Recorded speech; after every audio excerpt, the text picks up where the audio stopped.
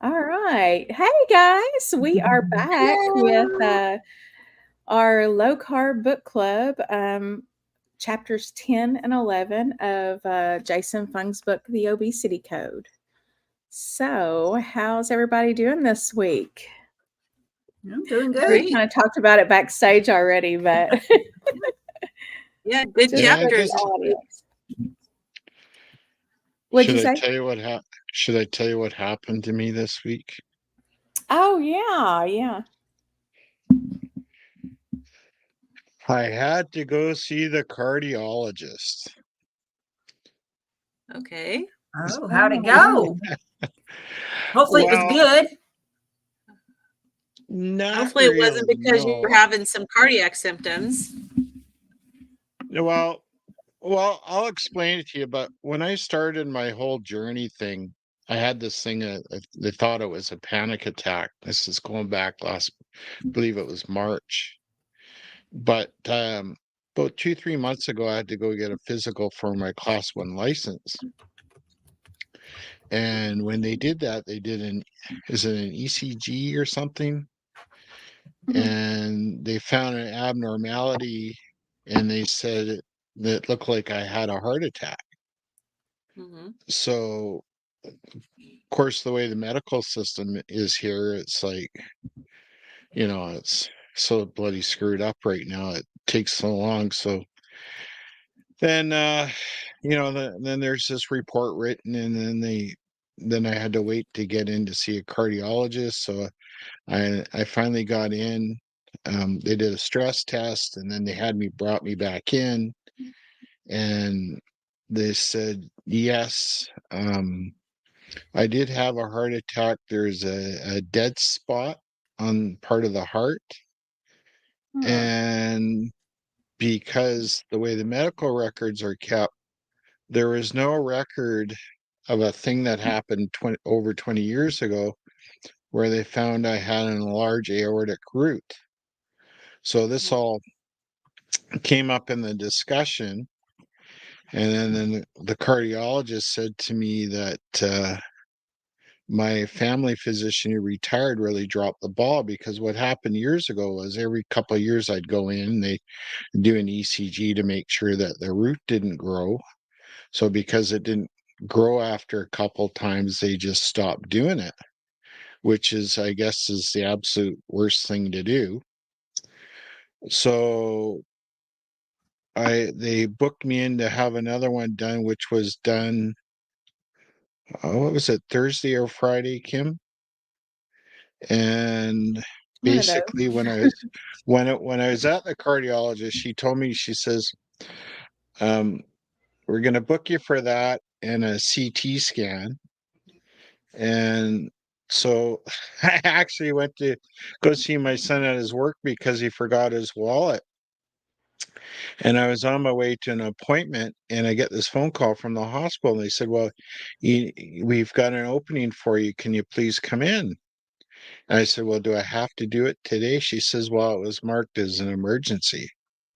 So they took me in. But when I saw the cardiologist in the office, she said, depending on what they find when they do the ECG, they may decide to do a valve replacement right away. So when I got the phone call, I was Hmm. really wound up.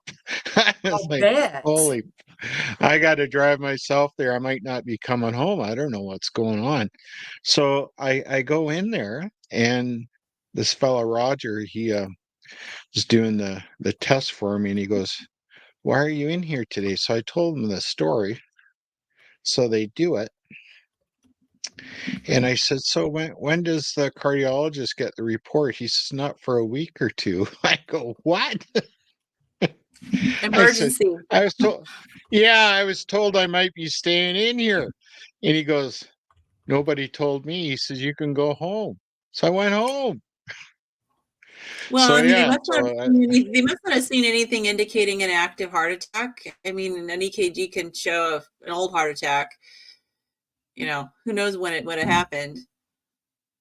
But yeah, I have no idea. So, but the but thing that they I they find, didn't tell you that they saw evidence of an active MI going on.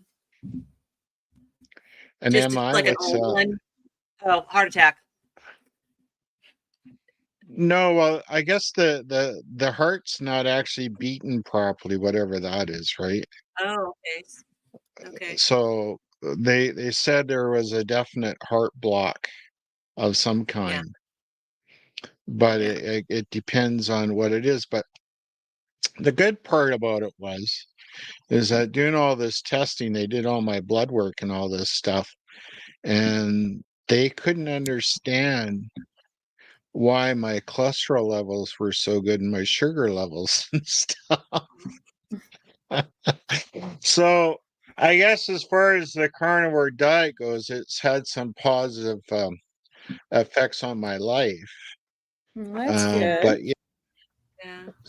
but yeah, I kind of like to get to the bottom of it, because if they're going to do something, I just want to get on with it and get it over with. And because, they've told me not to work and do all these sorts of things, and, Yeah. it stopped me from training in the gym, and it kind of ticks me off a little bit. But, it is what it is, but we got to kind of get on with things. Yeah. Yeah.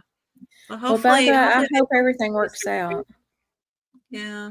Yeah, I'm sure it will. And I was thinking of a heavy metal story for Carrie today. So when we got time, I got a story about Lee Aaron for her. So Well, do you save know it who for the that is? end, okay? Yeah. Yeah.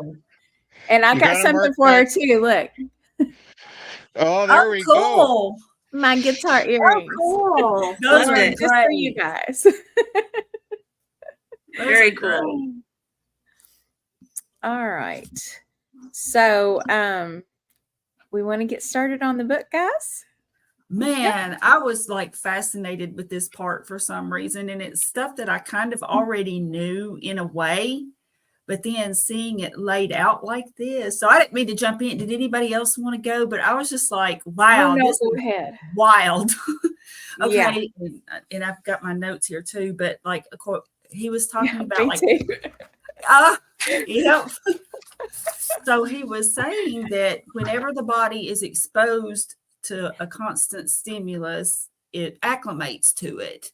And so I got to thinking about that. And he used the analogy of a baby. Like if there's a baby that's accustomed to noise and it's in the crowded airport and it just sleeps and sleeps. But then if it's at home in the bed and everything's quiet and then a floorboard creaks, it startles the baby and it wakes up. And so I'm like, yeah, okay, I get that. And so then he goes on to talk about the requirements for resistance, because we've sort of stepped into the insulin resistance now, and he's getting into what causes that.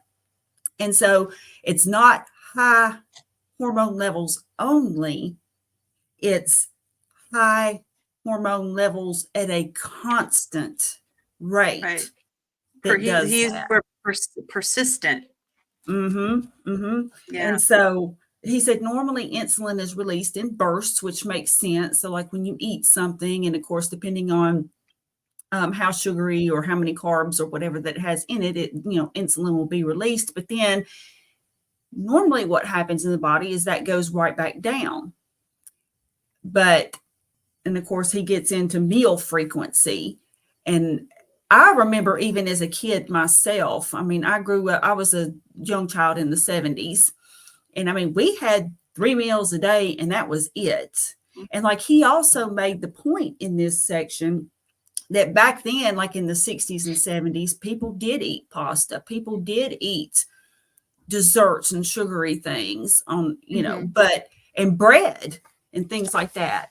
However, they only ate 3 times a day and there was no snacking. Right. And I was just like, yeah. And that's true. That was true for me when I was growing up. I mean, we didn't have, a matter of fact, we didn't even have sodas or anything like that in the house. I mean, it was in the summer, we'd have Kool-Aid, but mostly water. I mean, we drank a lot of water, milk as kids, we drank a lot of milk, but, and another thing, like, no snacking, you'll ruin your dinner. And oh my gosh, I couldn't tell you how many times, like if we even thought about going to the refrigerator and my mother would say, you'll ruin your dinner. No, no. Yeah, the refrigerator didn't used to be a free-for-all for kids. No. You weren't allowed to just go in the refrigerator or the pantry and go grab something. There wasn't that much in there that was that interesting when I was growing up. It was like, oh, you want some pickles? I mean, I remember me and my best friend, we would have for our after school snack, which we didn't have very often, but just like if we wanted something, if we didn't eat a good lunch or something, we would have an after school snack of like a peanut butter sandwich or like some pickles, or I mean, it wasn't like all this, pre-packaged stuff and all the, cookies and snacks and cakes and stuff like that. Yeah, I mean, now there's stuff that's purposefully labeled as snacks, and supposedly it's good to have those. And like one thing that, like he talked about the nitroglycerin, this is going back to the requirements for resistance. And I didn't really think about that, or honestly, I guess I didn't know it, but you're only supposed to have the nitroglycerin like patch on you just like from morning until evening. It's not all the time, because that if you wore it all the time, then your body would become accustomed to it and it wouldn't do any good. And I was like, oh, wow. Yeah. And I've given those a lot. So I was like, oh, that makes sense. Kim, had anyone ever explained it to you that the reason was not to develop resistance? No. Not me either. It was always just, this is a dose. Yeah. And you want them to get the certain dose, so you pull it off in the evening. No one ever explained, nursing school or otherwise. No, and I was an open heart surgery nurse. Like, and I was a cardiac if nurse. Anybody should have known, Yeah, I just found that incredible. We would understand. Yeah. That was very interesting. That was kind of a light bulb for me too. I was like, all those years putting nitro patches on people, and I didn't even realize that was the important factor. Yeah, but just the fact that, so it's not the high insulin. It's, in other words, the high insulin by itself doesn't do it. It's like the high insulin all the time. And I was just like, wow. And that makes sense. And there again, I think I kind of logically knew that, but at the same time, the way he presented it, and especially using the nitroglycerin as an example, I was just like, oh my gosh. Yeah. Well, I jotted down a few things just to kind of get us started. You've covered some of it, so it may be a little redundant, but so chapter 10 was insulin resistance is the major player. The carbohydrate insulin hypothesis does not recognize the amount of time a person is obese. And so that is a key factor there. You don't just, you don't just become resistant that soon. Like, in other words, if you've been, I think it used 5 years. He used 5 years. Like, if you've been obese greater than 5 years, then you're going to have, like, obesity begets obesity, and it just builds on itself, basically. Once again, the concept of the body wanting to maintain homeostasis was reintroduced. Insulin resistance. The problem must lie with the insulin receptor, not the insulin itself. So it's not, the insulin resistance isn't caused by just high insulin. It's caused by a problem, like a modification, basically, of the insulin receptor. Anything that your body develops a resistance to is due to that thing itself. So insulin resistance is due to insulin. Resistance to narcotics is due to you taking narcotics at a higher dose.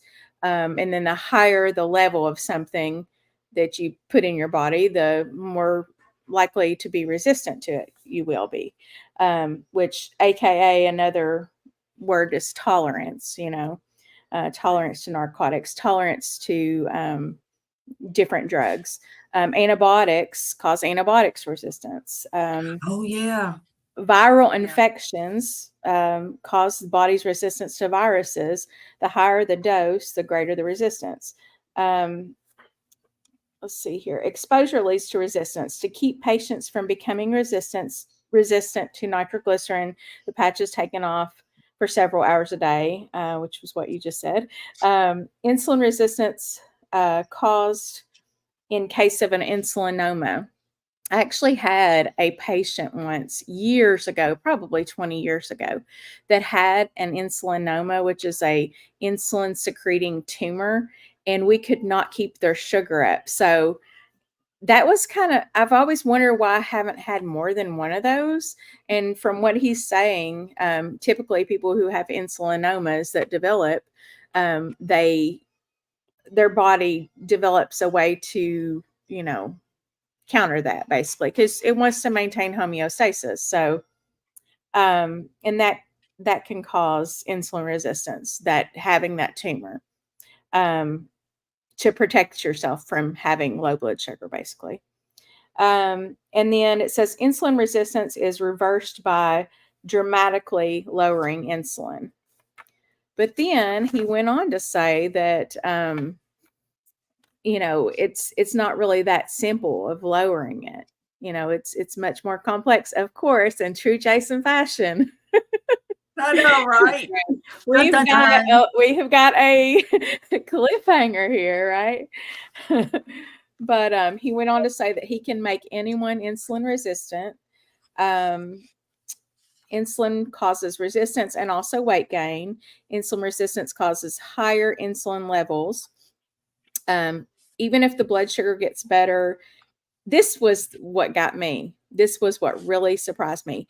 Even if your blood sugar gets better and is normal, you can still have increased fasting insulin, and that will make your diabetes worse. The higher the levels. Yeah, because I was like, what am I doing then? Like, I mean, not that I'm not diabetic, but I mean, this whole time I'm thinking. Didn't it seem like he was saying that the worst thing you could do for diabetes is to give insulin? Yeah, that's what it seemed to me. Yeah, that was crazy. Which is like, well, what he was talking about was that the conventional approach is to give insulin and then have them continue to eat. And a lot of times with diabetics, they're told to eat more frequently. Yep. When he talked later about all these myths about why the doctors tell people to do that, but every time you eat, it spikes your insulin. I mean, it sounds like he's saying the approach to diabetes is the same as the approach to insulin resistance, which is to stop eating and let your insulin levels go down, which is like the whole medical community must be like, they probably wouldn't even know how to wrap their minds around that. I know it. I mean, I'm having trouble wrapping mine around it.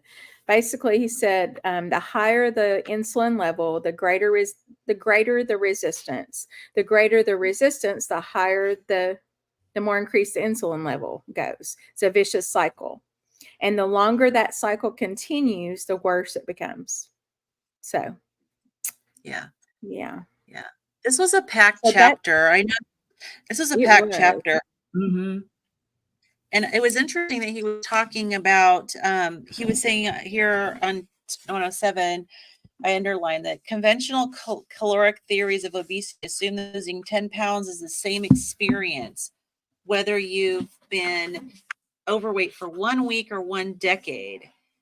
And so obviously how long you've been overweight affects your ability to lose weight, but it sounds like too, as we read on, that it affects how insulin resistant you are. And it sounds like the longer you've been insulin resistant, maybe the harder it's going to be because of that compounded effect, that vicious cycle that he was just like, basically it's just, building, yeah. And so the thermostat stays high, basically, like your well, he's using the word thermostat for like your weight, but that stays high after you've been, your set point is what I'm trying to say. Yeah. after you've been obese for a long time. Yeah. Yeah. So it sounds like it's all like a compensatory, like the body, like you mentioned a lot about homeostasis, like the body is seeking homeostasis, wanting to get to, stay in a certain place, a healthy place. Hopefully. And it sounds like even the whole issue of becoming insulin resistant, it sounds like it's the body trying to maintain that homeostasis. Like if you're going to give me too much insulin, I'm going to lock your cells down so the cells can't get too much. And so, but in response, your body just keeps producing more. So it's like this cycle that you can get caught in if you keep eating. Mm-hmm. And it's not like, oh, yeah. And I mean, the insulin spikes are higher when you're dealing with like high processed foods, but any food. I mean, he mentioned it really whether you're eating frequently like vegetables or things that don't spike your insulin as much versus processed garbage. You shouldn't be doing either. That you should just, as far as snacks, so like just no snacks. Forget the snacks. because the apple may spike it less than a candy bar, but it's still spiking your insulin. And I like where he doesn't come at it from a keto perspective, because I think that, sometimes that can kind of muddy the waters when we're trying to stay with like a keto framework or a carnivore framework. And, really just to come at it from a whole nutritional perspective. I appreciate that he does that. It's helpful. Yeah, definitely. So, and then he was saying that insulin resistance is compartmentalized. So basically, the brain, muscles, and liver or hepatic. It says control of one doesn't change the others. So ingestion of excess carbs can increase the hepatic insulin resistance, and also form fatty liver. Lack of exercise can increase the muscle insulin resistance. And then he said the brain doesn't become resistant to increases in the set weight. So I was kind of confused about that part. Did you understand what he meant by that? Well, I think what he was saying was that the liver, so he mentioned the three areas, right, that we can impact their functioning by like ingesting excess carbs. We develop the liver insulin resistance. Lack of exercise leads to insulin resistance in the muscles, but the brain never develops insulin resistance. So whereas the other areas will kind of compensate by becoming more resistant to like high insulin exposure, the brain never develops resistance to compensate. So it's always, and part of the function of the brain is to adapt and raise or lower your set point. So that makes sense. Insulin exposure doesn't impair the brain's ability to change your set point. Oh, I get that. The part about the resistance in the brain, though, I was thinking about that because I was thinking that, like, how we have type 3 diabetes, like for Alzheimer's, for example. So I'm thinking that he was using resistance in a different way when he was referring to the set point that the brain signals to the body, because the brain will, like the Alzheimer's and the memory issues that they have linked to, high insulin. I thought that was because of glycation, is it not? Yeah, I think there's a lot to it, but they call it type 3 diabetes.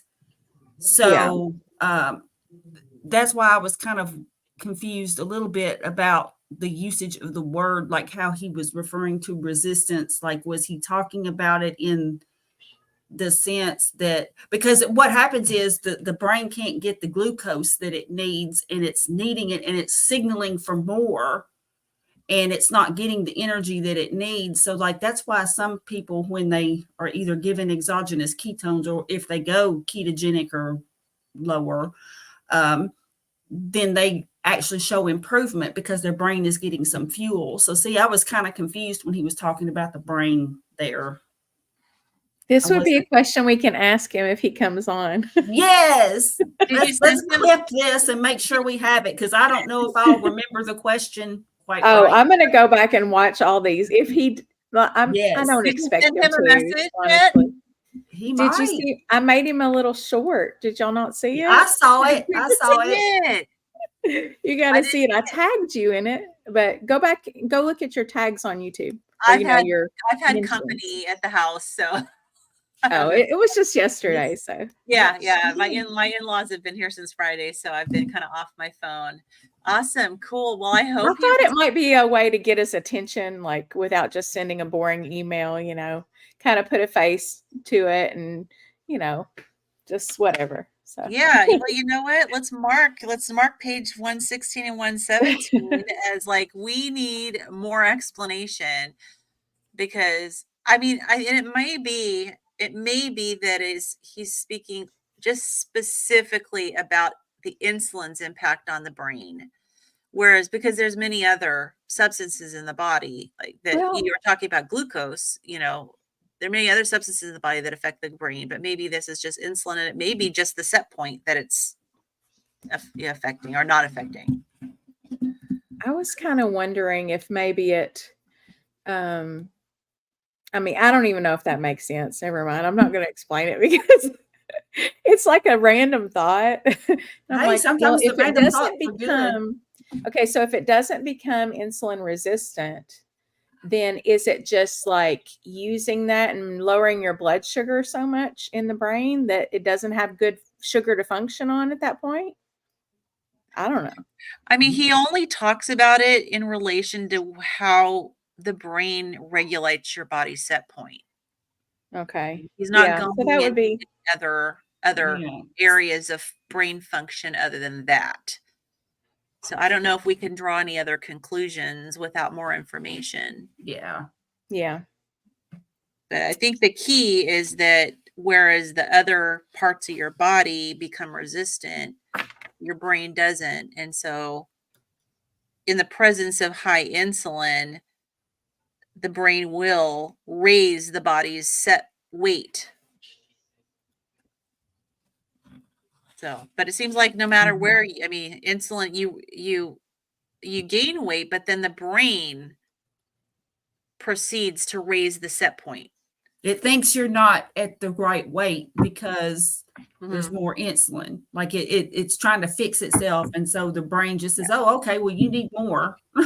Right. So it's like the homeostasis that it's trying to achieve changes in the presence of persistent high insulin in the brain. It's like, okay, well, this was my set point before, but I keep getting flooded with insulin. So I'm going to change the set point. I'm going to raise it. So your weight should be up here instead of down here. And I feel like I've felt the effects of that over the years as I've gained weight, and I'm sure become more and more insulin resistant. I've found that I'll hang out at a certain weight for and just kind of plateau there. And then, but if I keep messing up my eating and really eating all the wrong things, it's like, then all of a sudden I'll break through, and then seems like my body will quickly go up to a different weight and then kind of hang out there. So I almost feel like I've experienced that without even realizing that that's what's going on.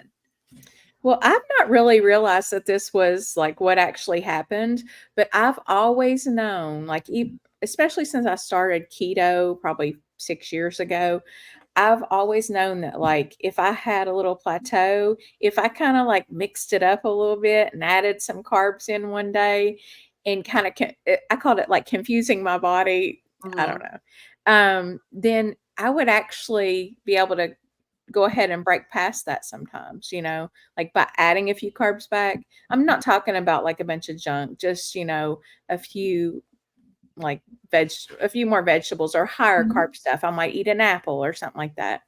And then like within a few days, I feel like it would go ahead and break past that point. But, there's no data on that. That's just strictly anecdotal, and who knows if it would have happened anyway, Well, I don't know. That's why bodybuilders have cheat meals when they're dieting.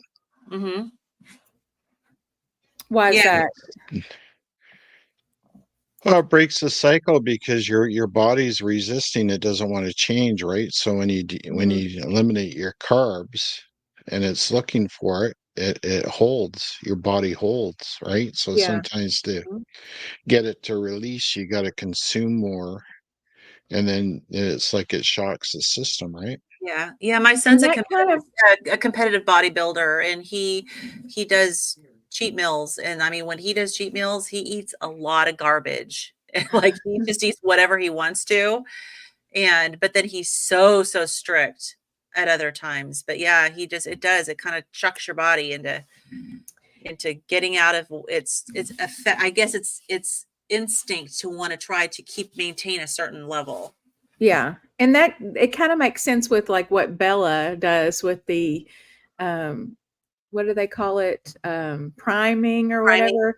So they're just like, eat as much as you want, like just eat a whole bunch, and then I think they fast after that, maybe. I don't know. I haven't listened to it a whole lot, but it kind of made sense to me, because I feel like since your body wants to maintain the homeostasis, it wants you to just chug along and just eat your daily same. That way it can be like, yep, we're in check, and then you confuse it and it wants to adjust to it. So I don't know. And that may be fine if you're wanting to just stay where you're at, to just kind of eat more real consistently, like, your 3 meals a day and don't have a lot of variation. But like for a bodybuilder, for those of us trying to lose weight, we got to mix things up a little bit. And maybe for like, if a bodybuilder has a cheat meal where they go gorge themselves, I don't know, maybe for us, it's going to be more intermittent fasting. I don't know. Or it could be priming, like you said. Yeah, hopefully he'll go into that. It's very complex. Yeah. All right. So, let's see. There was something I was wanting to read. I had something while you're looking. I had something it's just a thought. So, because I always like how he looks at other parts of the body and how other things work, to kind of say, well, look, the other parts of the body work like this. So why wouldn't your insulin work this way too? And there's things that we all kind of realize. He talks about on page 117 about how all these other hormones, like the cortisol and the growth hormone and the parathyroid hormone, all these other hormones, they come in bursts. And we seem to like have an understanding of that they're not like steady as the steady release. And insulin is the same. And it's like, you don't function well. Like we all know, if you have steadily high cortisol levels, like we discussed last time, that's not good for your body, right? And so, but yet the doctors, I was really like, when he was talking about how the doctors and the nutritionists and everything are telling people to eat like 5-6 meals a day, you think, like, would they tell you to purposely be under a constant state of stress so your cortisol levels can stay elevated? No, but yet they're doing this. They're giving guidance that's going to keep people's insulin levels elevated. It's contrary to the way the body wants to work. So I did learn something from this, though, in that I've always wondered why they told people, oh, just eat like 4 to 6 small meals a day. And the reason why they tell people that is because their theory is, and I guess it's actually true, but it's just kind of minimal, the actual effect. But so basically when you eat, right after you eat, you have your BMR, your basal metabolic rate, goes up. So they're trying to keep that BMR higher for a longer period during the day. But he basically said it's kind of like, 6 in one hand, half a dozen in the other, because your BMR is going to go up even further if you eat a larger meal. So the 3 times a day, larger meals, and it's going to pretty much equal out. Yeah, that there And was then, really no on the other hand, your insulin's going to be high the whole time if you're eating all day. Well, it just feels like, and I've had doctors tell me this when I've talked to them about my weight, it seems like the whole focus is on your blood glucose levels and tackling, keeping those steady, and not even a thought or a word about actual insulin levels and what it's doing to your insulin. So there's a knowledge gap or something there. Yeah, I mean, you can probably speak to this as a nurse. We're not taught like that insulin is the problem. Blood sugar is the problem. Blood Insulin is the sugar. responder. They do not buy into this concept at all. Well, and we're taught that we give them insulin, like they're insulin deficient. But he mentions that diabetes is just like a really extreme level of insulin resistance. So it's just Yeah, bizarre. but insulin resistance is not even a thing in the medical community. I mean, it No. may be starting like to be a thing now, but it's not widespread at all. I swear we take like 20 years to implement anything that is, actually an established concept, and then it's like, oh, okay, we're going to finally implement that and start, we have to have so many studies and so much. I don't know. It's just exhausting. It takes forever to make change. And honestly, our healthcare system is really geared towards caring for people under critical, more life-threatening situations. Yeah. And so under that situation, yeah, your blood sugar is what you're going to be carefully monitoring. It's definitely a sick care system. It is a sick care system. Yeah. And so under those circumstances, yes, we have to focus on blood sugar. And so that's where the training goes into for nursing and doctors is blood sugar. That's a very valid point, that they're looking at the end result. And of course, they're again in a crisis situation. Your body is, you can die if your sugar goes too high. You can actually die if it goes too low. But so that's your main concern. But then, like in terms of day-to-day life, and what you eat and everything, they're applying that same logic, when in reality it should be, well, maybe we should reduce the carbs some. I'm not saying everybody has to go low carb or anything, but let's reduce the carbs and the bread. Let's don't eat so often, and let's get that insulin production down. But instead it's just, oh, we got to get that sugar down.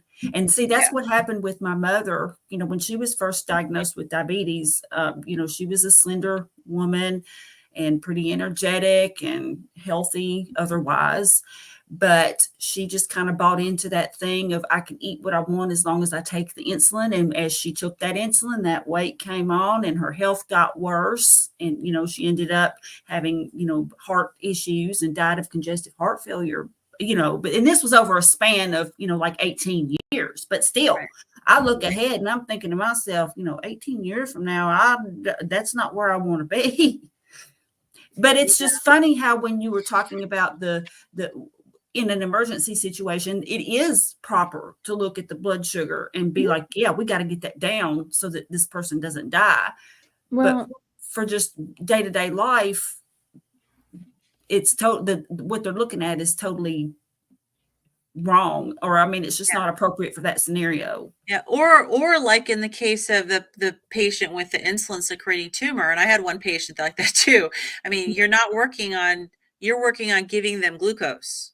Mm-hmm. So because they've got their body's being flooded with insulin, and and it's interesting, he was talking about people with those tumors tend to become very insulin resistant. So obviously by the time if they actually are hospitalized for it, they're pretty bad. But you're not worried even about the insulin with an insulin secreting tumor. You're worried about getting glucose into their veins to give that insulin something to do. But it's just an interesting thing. I wanted to kind of draw attention to these charts that he put on here. The figure 10, page 119. where he talked about the the pattern with eating, that the 3 meals, and how your insulin responds. And then he talked about the fasting period while you sleep, or basically between dinner and then breakfast, if you have it. If you are used to eating only 3 meals a day during your sleeping phase, he shows that on the curve, the insulin level goes low, pretty low. Whereas the second graph, I don't know, should I hold it up or something? You can see this graph. Mhm. When you're eating all throughout the day, when you sleep, it doesn't dip down as far. And so your insulin levels never get really low enough to counteract those peaks. Yeah. I thought that was really interesting, that it would also affect your fasting insulin levels to the point where they don't basically recover as well if you're eating too often. I thought that was kind of fascinating. Yeah, it is. I wanted to add something to what kind of to what Carrie was saying earlier about, it is really important in those urgent situations that we take care of the high sugar, because that's the, pressing problem at the moment. And also we are very careful about controlling people's blood sugar during and after surgery. And I say this because that's specifically the environment that I'm in. But there are studies that show that, improved wound healing with better controlled sugar, which makes sense. But it's just like, if the more normal you can keep their blood sugar throughout the entire process, before, during, and after surgery, the better the outcomes. So. Yeah. And I mean, when my kids were growing up and stuff, if they get sick, while they were sick, they had no sugar. I mean, I wouldn't give them juice, the 0 sugar.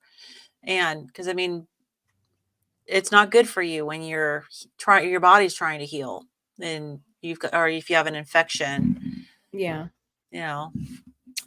So interesting. It's funny because there are so many families, I'm sure you've probably experienced this, Lynn, that if their family member is critically ill, and I mean, they're not even aware that they're there, right? They're just, we've got them sedated or whatever. Their families will just really stress on, oh, they haven't eaten anything, and they haven't had anything to eat in 2 days, like there is such a disconnect of like what actually happens in the body and the public's knowledge of, it's okay. They're not going to starve to death in 2 days. They really think that. Yeah. And you know what? And if we fed them, they would aspirate. You can't feed an unconscious person. Well, we tube feed people eventually, but yeah. I mean, we don't really even think about it that much till like 5 to 7 days, I think. I mean, I haven't been in the ICUs in a while, but I think it's around, sure, I don't think any earlier than 3 days for sure. Like, they don't sweat that at all. Yeah. But they want to feed them so that they have the nutrition to heal, which, according to what we're learning, I mean, your body's going to get that nutrition, from ketosis, and would probably heal better without you being fed all that sugary tube feeding. Yeah. Yeah, absolutely. Was it this chapter or the next chapter where he talked about breakfast? Maybe that was the next chapter. I think it's in the next one. Okay, because okay, I'll save my comment then. What you just said made me think. I thought it was this. Yeah. It overlaps some about the meals and stuff. So I guess it depends on what about breakfast. Maybe. Yeah. I know there's a chapter there's a section. I think it's in the next chapter. So I'll think of it when we get there. Oh, this was one thing I wanted to, this is like actually in italics, but he said, but in the development of obesity, the increase in meals is almost twice as important as the change in diet. Yes. So, like, this is where he's coming at it from just a general diet perspective. Like, he's basically saying that the amount of times you eat and the amount of times you fast is twice as important as what you're actually eating. That was That's really interesting. yeah. Yeah. But we've probably all experienced that before. I know that one time I was taking Topamax for migraines and it just completely took my appetite away. And I mean, I was eating like the just most horrible of the horrible. I was drinking Coke all day long and just like barely eating anything at all. And what I was eating, it was just garbage. And I lost 30 pounds, and that's because of the fasting that was involved there. Yeah. I believe there is a lot to that. And our ancestors, I mean, if you want to get back to ancestral health, and there is the big debate on what they ate, but everybody knows that what they ate wasn't consistent. In other words, they didn't just have 3 meals and 3 snacks a day. I mean, they would go days without eating, or they would eat very little. And then suddenly there would be a kill or whatever, and they would feast and have whatever. And then they would, so it's kind of a feast or famine kind of thing. And they probably carried around some dried meat in their little in their little sacks. I don't know what they had. I'm just making it up, but in their leather pouches. You can imagine what they would have done. Yeah. Well, he talks about fasting. So he talks about on page 121 the third myth about eating frequently. He said that the third myth is that eating frequently keeps blood glucose from becoming too low. But unless you have diabetes, your blood sugars are stable, whether you eat 6 times a day or 6 times a month. Mm-hmm. Yeah. People have fasted for prolonged periods without low blood sugar, the world record being 382 days. So, I mean, that's like, you don't have to worry about your blood sugar. And and when I was working in GI, we'd have people call all the time because they had to do, a colon prep, and they had to do just clear liquids and the diabetics, we had to be a little more careful, but there were people didn't have diabetes that were like, my blood sugar is going to go too low. Like, what am I going to do if I don't eat? It's like one day. And we weren't even asking them to go without calories. We just said clear liquids. And there were people who were so concerned about one day on a liquid diet. But there are those people that aren't diabetic who, I always think of the example of when you go out and work in the sun for a long time. When you're strictly a sugar burner, you will feel like garbage when you're out there working hard and depleting that sugar, and your sugar starts getting low and you haven't eaten. I mean, it's like night and day from how we feel when we go out and do that. Well, and even with diabetics, if their blood sugar is used to being, say, 200, and then all of a sudden they go down to like 150 or 140, they could feel bad. I mean, it depends on what you're used to. So it's but he says that the fasting isn't going to kill you. So yeah. All right. Let's see here. And then he had a table in here from the 1970s, insulin dominant versus insulin deficient. It was basically like 50-50. And then now, in the 1990s, now, it's not the 90s anymore. But in the 90s, insulin dominant was like, I don't know what the percentage is, but it's like almost the entire, looks like about 80%. Yeah. Versus insulin deficient. I can't see that very well, huh? Now it's probably like 99.9. It may even be worse now. Yeah. Oh yeah. Have you ever seen like the map where it changes of like the obesity percentages over the years, like over the decades?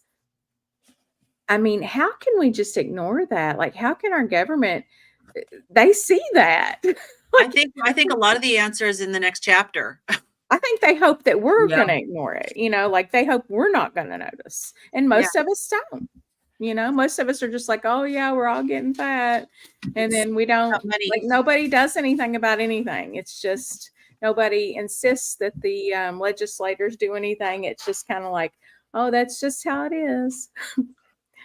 All right, Well, so he talks about all the money that goes into big food. He calls big food yeah, industry, the food industry, and I mean the sugar lobbying, the sugar lobbyists that's like the number one. All the money spent there basically. Oh, I yeah. didn't And then, of know. course, if we're moving into the next chapter, I mean, he goes into about like buying the heart healthy check mark. Yes, I didn't know that they bought that. Yep. That is In fact, I remember crazy. seeing those heart healthy, the red check. I didn't know that the companies could just buy the rights to it and put it on whatever product they wanted. It's like, That is seriously? insane. So the product, it didn't give you any impression that the product had to qualify to any standard. It was just, if you pay the $7,500, you can get anywhere from 1 to 9 products with the little check mark, or if you Mhm. or you could do a volume discount for more than 25 products. Like, seriously, what are we So it buying? doesn't mean anything. That heart, the heart check symbol on the foods Cocoa means Puffs, y'all. nothing. Come on. Yes. It's on Cocoa Puffs, Frosted Mini Wheats. Frito-Lay sponsored the 2013 Dallas Heart Walk as a prominent sponsor. Yeah. Bottle of grape juice had the heart check.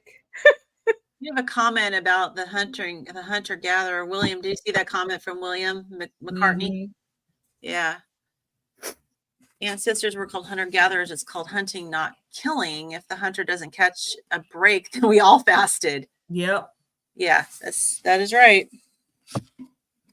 So I really think that's right. I mean, yeah, even the Native Americans, I mean, up until, I mean, even in the early 1900s, I mean, that's the way it was. I mean, they would hunt, they would, the buffalo or what, depending on where they lived. But I mean, that was how they lived.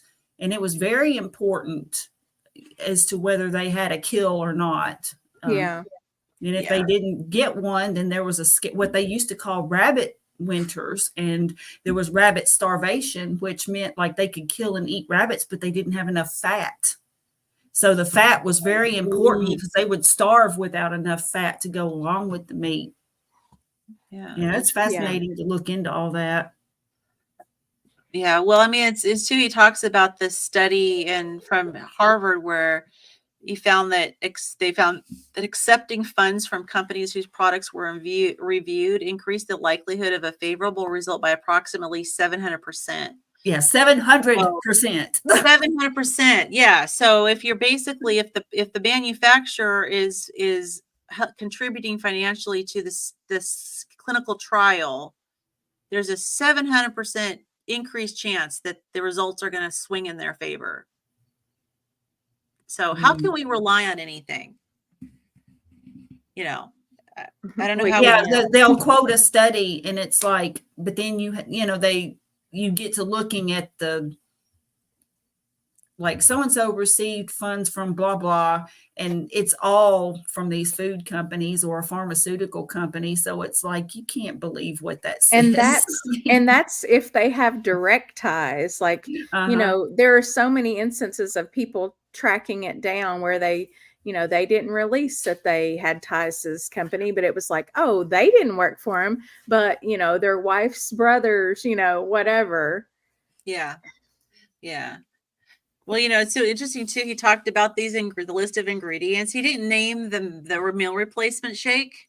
Yeah. In this popular meal replacement shake, he said the ingredients were water, corn maltodextrin, sugar, milk protein concentrate, and canola oil. Mm-hmm. It's like, that's a meal replacement shake. Yeah. I have a feeling I know which one it is. Oh, we all know which one it is. And this is the same one that we give in hospitals, by the way. Didn't they have a lawsuit against them somewhere that was just filed? Basically, it was saying that it wasn't any healthier than a milkshake. Where was the suit? I don't know if it was in a different country or if it was here. I saw a blurb about it, but I honestly didn't read it, but it did say that they were being sued for that. But we that also sounds make milkshakes in the hospital for cancer patients because we need to get their calories up. It's just awful. Wow. Well, okay. I thought that was really interesting how he called the calories a scapegoat. Yes. Yeah. Well, Yeah. calories is this mysterious thing. I mean, of course, he's already kind of debunked the whole calorie thing in terms of calories being a meaningful measurement. But in society, in like the medical field or these packaged food companies and all that, if you eat too much or way too much, it's not what you ate that did it, it's how many calories. You had. And so no company, like he was saying, no company manufactures calories. Yeah. So it's just this obscure thing. It's not really defined. Right. And so it's like, well, you just had too many calories. Right. Yeah. So, I mean, yes, a scapegoat, but also just like something that's kind of out of reach to even define, you know? It's not something that can be, you can't point the finger at any particular food manufacturer and say, oh, well, it was your food that caused the problem. Well, no, it's just calories. He called them a nameless and faceless. Yeah. So they're the ideal stooge that can take all the blame. So nobody sells, he says, no company sells calories, nor is there a brand called Calories. There's no food called Calories. So just eat fewer calories, but eat more of everything. Just eat less. Yeah, that's another thing. Eat our product. Eat more vegetables. He talks about we're advised to eat more of stuff to lose weight. Right. And it when he was saying that, I was like, well, yeah, that's true. He's right.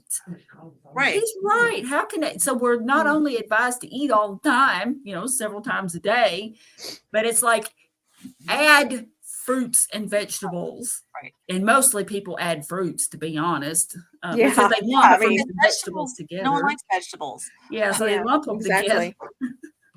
Well, how many times have we heard, well, you need to eat more of this and then you'll lose weight. Mm-hmm. And what he's saying is, no, you don't need to eat more of anything. You need to eat less and less frequently.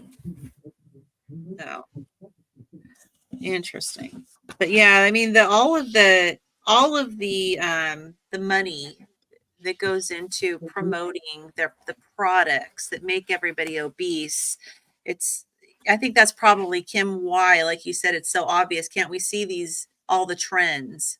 Like, why, like, isn't that obvious? Well, it probably is. But if you brush it under the rug because you're not going to make money on your product. They know that it's happened so slowly. I mean, really, it hasn't been that slow, but, it's just happened over so many years that people barely are even aware of it. And even when they do see it in black and white in front of them, I mean, they're just helpless to do anything, One or two people noticing at a time is not going to, do anything.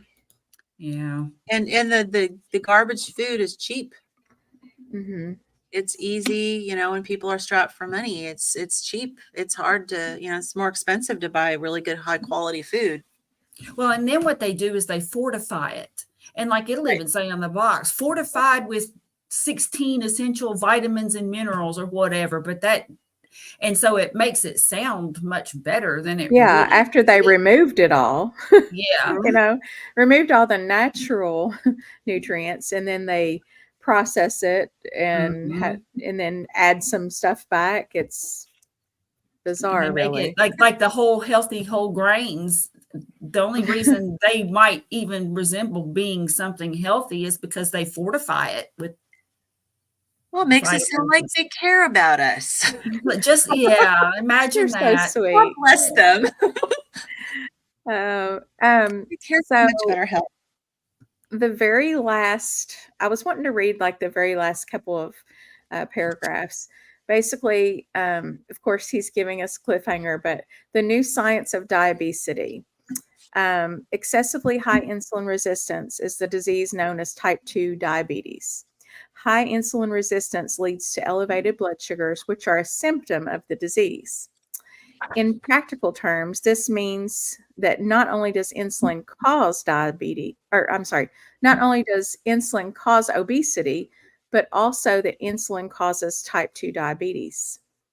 The common root cause of both diseases is high persistent insulin levels. Both are diseases of hyperinsulinemia. Because they are so similar, both diseases are beginning to be observed as a syndrome aptly termed diabesity. That high insulin levels cause both obesity and type 2 diabetes has profound implications.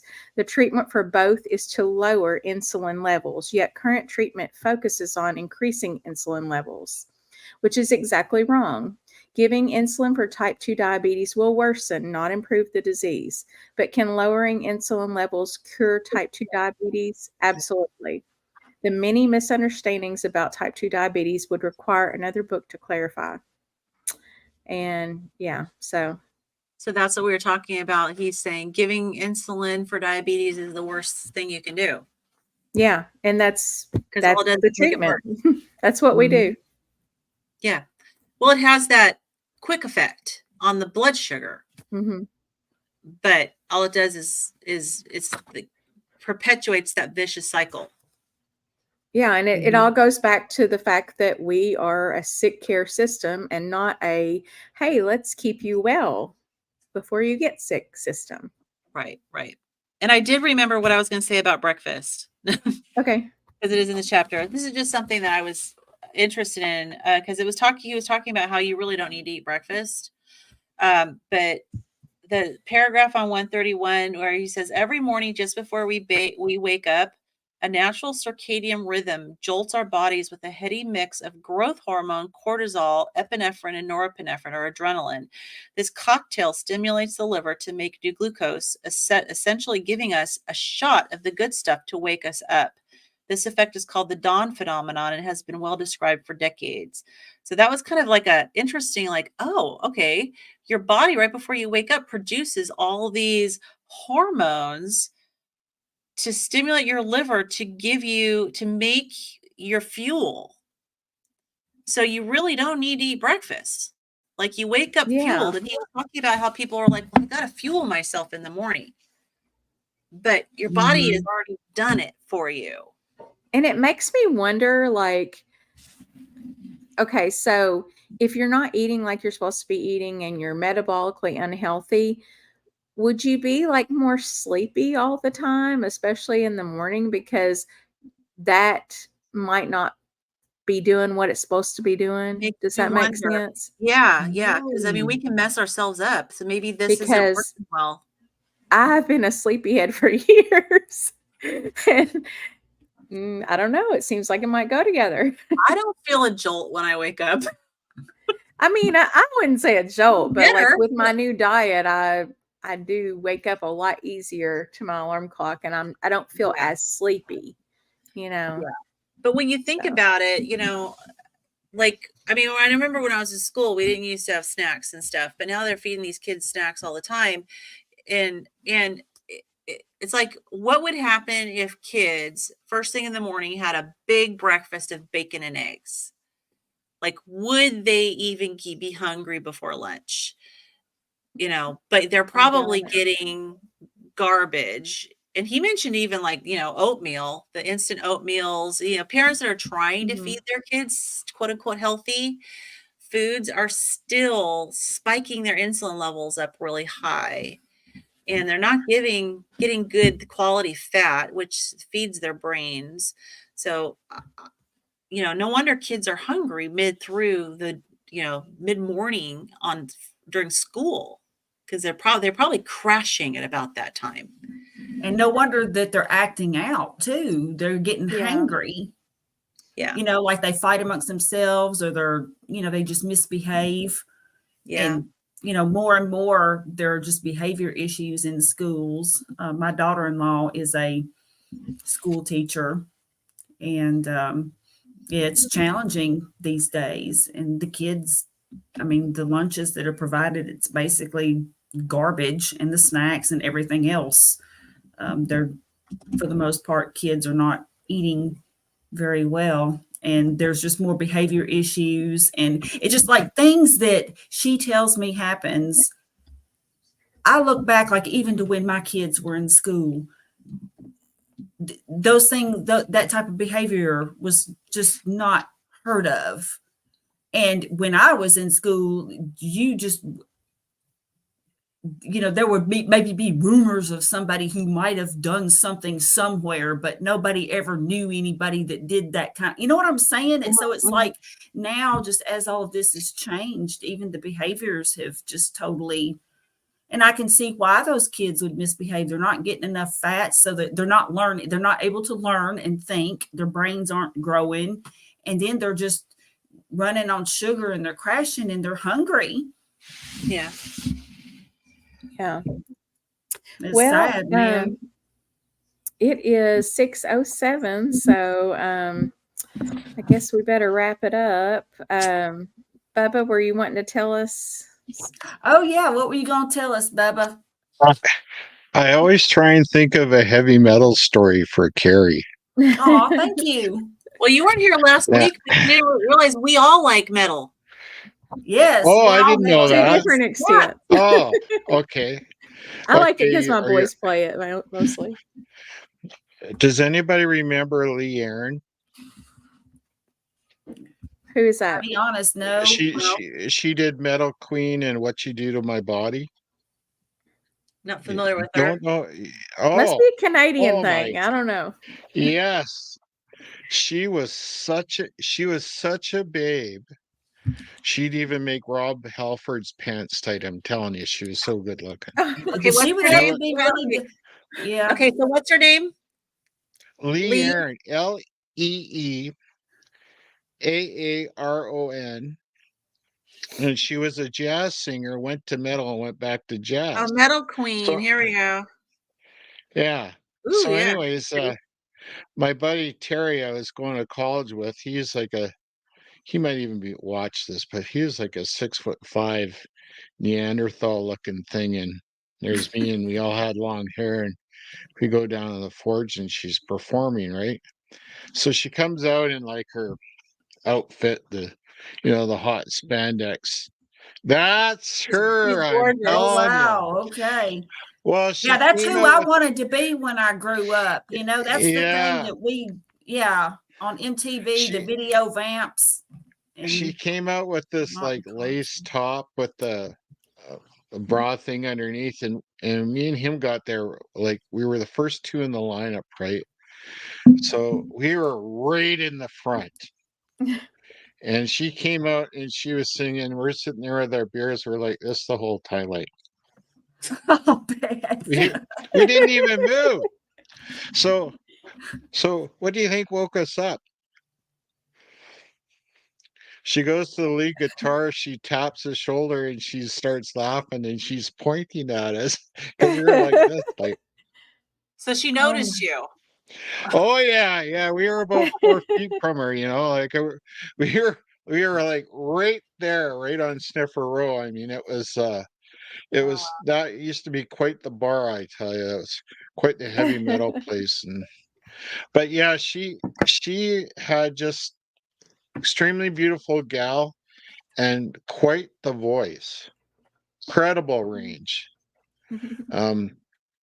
I don't know why she didn't make it even more, but she I don't know what happened to her, but I think about 15 years ago she came to town doing some jazz thing at a coffee shop, but I never made it. But yeah, no, it's kind of nice to think of the past, right? A little bit. Yeah. Yeah, it is. I reminisce quite a bit, but seeing her just kind of reminded me, that, I mean, I grew up in the 80s when the video vamps and all of that, the hair bands and, and all the girls either wanted to be like video, look like video vamps or like the whole fitness thing, the let's get physical kind Olivia of thing. Newton-John. Yeah. Mhm. Yeah. And like flash dance and all that. And so that was, but I mean, it wasn't in the cards for me. I mean, I was a toothpick and no matter what I did, me and my poor brother, he wanted to be, more macho and stuff. And we tried, and it just never happened. But that kind of brought back memories, because that was, in my dreams I would look like that. Yeah, back in the day, I had the hair too, right? So yeah, it was a lot My of hair fun. was too fine to do that. To this I had day, the bouffant 80s hair. I tried doing all that stuff. And I could put a whole can of hairspray, Aquanet, and it would stay up for maybe 30 minutes. And next thing you know, it was drooping again. It was terrible. It was so sad. So not only did I have like no video vamp shape, but I didn't have video vamp hair either. I had the waterfall bangs. So yeah. the curly hair makes it easier though. When I was in junior high, there was the old Memorial Arena here. The opening band was the Scorpions, Pat Nice. Travers, and then Ted Nugent. He flew over the crowd in a loincloth on a Tarzan swing. Terrible Ted. I loved him. Yeah. It was a lot of fun back then. But yeah, I guess I was a little bit reflective this week with everything that was going on. So yeah. Having health issues and health concerns definitely makes us think that way. Yes, it does. Yeah, it puts things in perspective. Yeah, you're right about that. Yeah. I've been kind of reminiscing lately, getting into I'm wanting to get into my son's closet. He's got all my boxes of like memorabilia and stuff in there, and I'm sitting here looking up. I was trying to find a picture of my waterfall bangs, but I found this one. You can't really tell that much, but I'm in the middle. Oh, how cute! You can't really tell, but it was like a big swoop, Yeah, very cute. So, all right, guys. What are we gonna do for next week? Well, I was looking at everything, and if we do 3 chapters a week, we'll be done in 3 weeks. And I thought that might be good. Okay, we can do that. Especially considering we have, the holidays coming up and stuff. The goal to finish by the end of the year. Let's see here. I didn't actually look at the actual dates. Because I think Sunday. Let's see here. 1, 2. Yeah, so that last Sunday would be Christmas Eve. Yeah, so I don't. We may want to. Well, maybe could we just do it earlier in the week or something? Yeah, we can. Like on maybe like on Thursday, or we can talk about it, but maybe just have that one not on Sunday. Yeah. So, yeah, we could, or we could just let it go into the new year. Yeah. Yeah, either way. I don't think we have a deadline. I don't want to take on too much and not end up kind of glossing over stuff either. Well, see, I've got my, I got it in my mind that we need to kind of like get it within a few weeks so that when Jason responds, we can be like, yeah, we're going to be finishing up on. But it might be better if he did want to participate, it might be better to do it after the first of the year. Yeah, because he may not want to do it over the holidays if you get him to. Yeah. So we've got Jason on. So you want to? Dr. Fung is probably like, what is going on? He's like, who are these ladies are planning my whole year. So you want to try to do 3 chapters this coming week and see how it goes? Yeah, let's do that. Let's see how sure, why not? 13 and 14. Okay, we can do that. All right, let me write this down. Chapters 12 through 14. 14. Okay. Got it. All right. Do you want to know a book that I've been actually listening to on audiobooks? What? The Body Keeps the Score. Oh, yes. I have heard about that. Yeah. Dr. John Deloney recommends that book. I can't remember the author off the top of my head, but it basically how trauma and things like that, your body feels it, and it Yeah. causes health issues and all kinds of problems. But I've been wanting to read that book. It's extremely intense. Yeah, it was a lot. It was a lot to take in. All right, guys, we've got to get out of here because I have to get my boys to their group music lesson so they can play some metal for me. All right, rocking, Okay, mama. But anyway, so if you want to subscribe to any of our channels, I think everybody except for Bubba Rob has his. We all have our pages.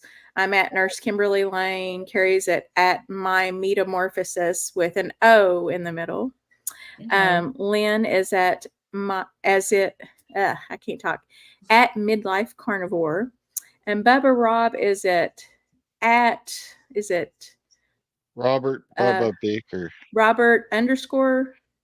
Is that right? Yeah, Bubba Robert underscore Bubba underscore Baker. Bubber. All right, guys. Yeah. So thanks for joining us, and we will catch you next week. Bye. Bye, everybody. Bye-bye.